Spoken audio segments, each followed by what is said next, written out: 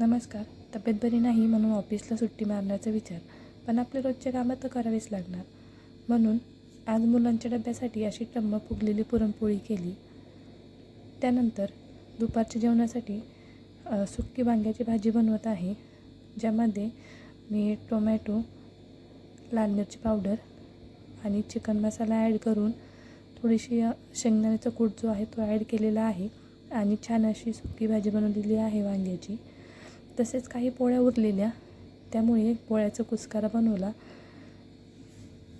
ज्यामध्ये मी कांदा, कोथिंबीर आणि शेंगदाणे ॲड केलेले आहेत.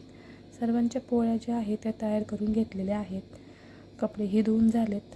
तरीही दुपारी जेवताना मुलांनी असा मसाला पापड बनवला व थोडीशी पोळी कडक तळून अशी मसाला पोळीही मला आज खायला मिळाली.